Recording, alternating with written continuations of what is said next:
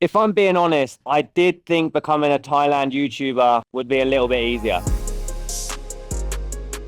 Today, I'm going to share the brutally honest truth about trying to become a Thailand YouTuber. So what I'm going to be doing is breaking this down into 5 pretty difficult to swallow truths. So I hope your gag reflex is good because there are some pretty meaty truth trojans coming your way. Now look, before you click off or unsubscribe, please don't, I need your validation. But I am still going to be making videos about Thailand. Look, I live here in Thailand and my videos are still very much going to be around what life is like here in Thailand. But I need to add something just a little bit deeper to the videos, like something that's a bit more valuable. Otherwise, it just isn't going to work. And you'll see why. 2 years ago, before I moved to Thailand, I used to sit and watch Thailand YouTubers on the telly. Every day at 1 o'clock, I'd get a notification. Ding, Keeswan has uploaded another video. But I'll watch them all. Paddy Doyle, Project Bangkok, Vlogging a Dead Horse. No one was safe. And I arrogantly thought, how fucking easy is that? All I need to do is go somewhere, get my phone out, chat some bollocks for a couple of minutes, add in some B-roll with some funky music every 1 to 2 minutes, and Bob's your uncle. I'll be getting paid to travel the world. But is this all it's cracked up to be? I'm going to be looking at 5 truths I wish I knew sooner.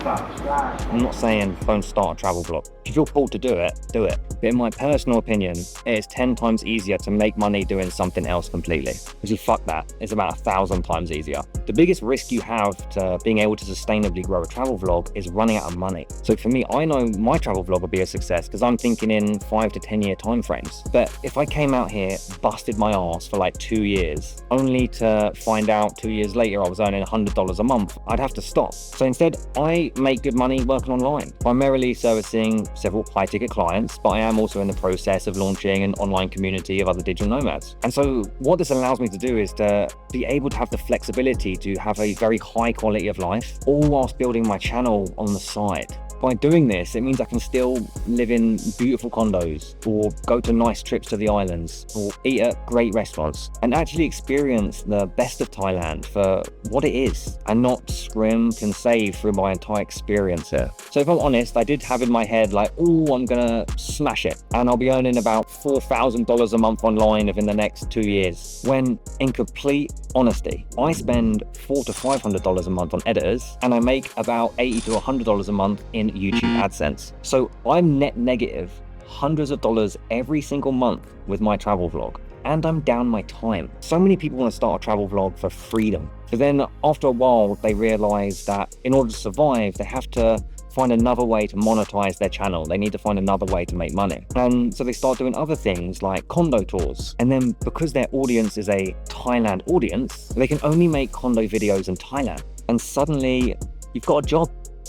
Look, I'm not digging anyone out that does condo tours. Like it's quite a lucrative gig and they get great views. And I've got good friends that do condo tours. So I'm not digging it out at all. And I'm just using a condo tour as an example. It could be restaurant reviews. It could be hotel reviews. It could be whatever. But my point is this, I started the vlog to unlock more freedom in my life. And if I get locked into making specific videos that are tied to a specific location, it sort of defeats the point. It isn't really much of a travel vlog if you can't travel. To build a successful business, because that is what a travel vlog is essentially, you need a moat. A moat is essentially a piece of water that surrounds a castle that stops other people getting into the castle. But here's the thing, any fucker can rock up in Thailand, whip out their iPhone, chat bollocks about how nice it is to eat a $2 pad Thai, take a photo of a hooker, put it on a thumbnail, and voila, they are now a Thailand YouTuber. And I don't know about you, but if your YouTube feed is anything like mine, it's just getting swamped with things like day in the life of a 23-year-old entrepreneur working and living in Bangkok. And I don't mean to sound resentful or spiteful, good luck to everyone. But the thing is, everyone can go about their day, recording themselves, getting out of bed, going to the gym, going to a coffee shop, below I'm doing now, and grabbing a $2 piece of street food, right? There is no barrier to entry. And because there's no barrier to entry, there's so many new entrants coming into the market. This creates what is known in marketing as a red ocean. And a red ocean is where there are too many sharks and not enough fish. Hence the ocean is filled with blood and the sharks go hungry. In the investment world and the venture capital world, something every investor looks for is a high barrier for entry for competition, or a moat. So they want to make sure that in order for this to be a viable investment or business opportunity, it's hard for other people to do the thing you're trying to do. Recording you going about your day is one of the easiest fucking things you could do in the entire world. So it's a red ocean. Now, I do quickly want to say this type of thing is just an example of some of the high-level marketing principles that will save you years and years of wasted time and effort, as well as tens to hundreds of thousands of dollars. So truth number 3 is called the Pareto principle. And the Pareto principle, also known as the 80-20 rule, is an economic theory that states 80% of outputs come from 20% of the inputs. So in relation to this, it means that 20% of the Thailand YouTubers will get 80% of the views. But in reality, the way this actually works out, it's more like 5% of the Thailand YouTubers will get about 95% of all of the views. And the reason I share this is that there is such an uneven distribution of views that the vast majority of people just aren't going to really get any. And this leads me to a very important truth called, let's say you want to become a rapper, or you want to play in the NBA, the NFL, the Premier League, you want to be a tennis pro, whatever it is, right? The top 0.001% make 99.99% of all of the money. And look, if you scale back from the top 0.01% of NBA players, NFL players, whatever, there's no economic reward. Everyone outside of that just plays on the weekend as a fucking hobby. No one is going to pay you to go and play tennis or play football or play basketball. There's no economic reward. But let's say you're the best accountant in the world, right? You're going to earn the same money as the top 0.1% of NFL players or NBA players or football players or whatever. But let's scale this all the way back from the creme de la creme of accountants to the shittiest piece of shit accountant that exists. The crappiest accountant in the world is still earning 20 to 30K a year. Right? Because there is an economic reward all the way down the value chain, all the way from the very best accountant to the shittiest accountant in the world. There's an economic reward all the way down that value ladder. But being something like an NBA player, NFL player, it doesn't work like that. And this actually is in part why there's a large amount of wealth disparity amongst different cultures, for example. Different cultures idolize different things. And if you idolize becoming an athlete and only a small amount of people become an athlete, then that can lead to a large amount of wealth disparity. One of the many reasons, of course. And the point is this, there's no economic reward the further back you scale from excellence. And look, I'm not saying be an accountant and don't be a travel vlogger, far from it. But I'm simply trying to make the point or highlight or use an analogy that shows you that being a vlogger with low views has basically no economic reward.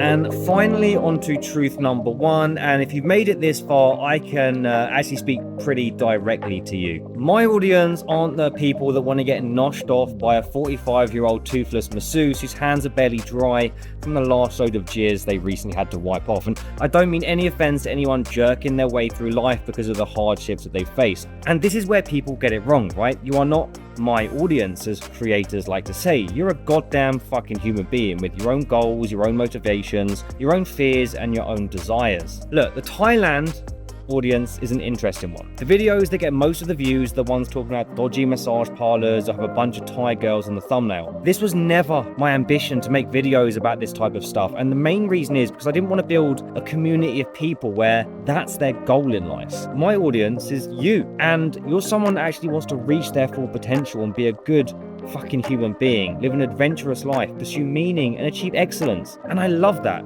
I love that. I love that less people watch my channel because I value you so much more for who you are and what you stand for. So thank you for being you.